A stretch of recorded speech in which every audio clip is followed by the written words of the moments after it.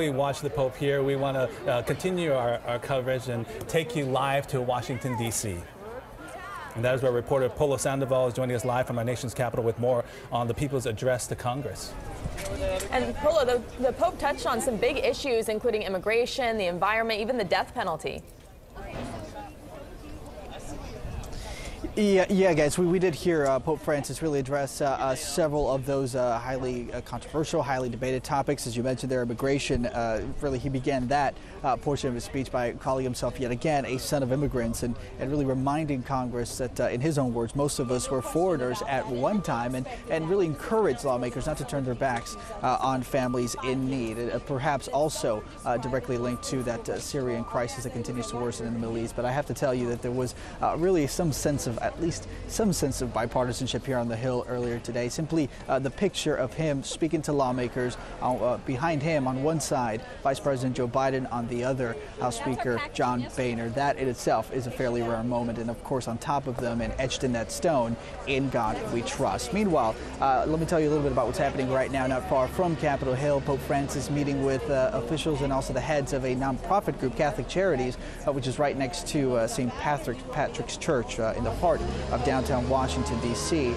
We see, as you mentioned there, a huge crowd that is gathered there to try to at least catch a glimpse of Pope Francis. And what's interesting here is usually we have dignitaries and heads of state that are visiting the nation's capital and continuing to really visit with people. Usually that means perhaps a state dinner or at least somewhat of a more upscale event. Not the case with this humble Pope. He is in fact feeding the hungry, feeding the homeless, visiting with the low income, and that is really a message that he hopes will resonate beyond Washington, D.C. to the rest of the country before he eventually heads to Andrews Air Force Base in only a matter of hours to complete his trip to Washington, D.C. Next on his very busy agenda will be New York City. He now hopes to share and bring that message of faith and hope and humility to people at a global level when he speaks to the UN tomorrow, before he eventually ends up in Philadelphia for, of course, the main event there, and huge outdoor mass, up to 1 million people expected to be there.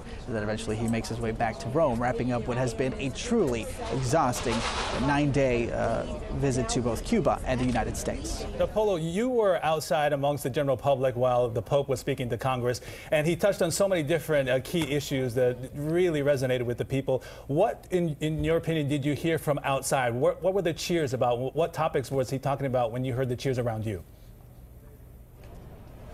What was interesting was when he actually linked what was the death penalty and an abortion, which were two highly controversial and highly sensitive issues that we were not expecting him to specifically address. And he did that when he specifically tied them both together, saying that opposition to both of those would be necessary to preserve life at all stages. We did pick up on a slight cheer from congressional staffers not far from where I was standing. They had gathered here from really way before sunrise, listening to the Pope's address on loudspeakers. The larger crowd was, of course, opposite of where we were on the West Lawn. That's where up to over 55,000 people had gathered there, waiting for that moment when Pope Francis made his way onto the balcony. And the biggest cheer was not necessarily from, when he would touch on each of these political issues, but when he went out to that balcony and said, "God be with you, thank you very much, and God bless America." One of the biggest cheers before he eventually made his way back into the Capitol. And of course, that tiny Fiat that we've all been following made its way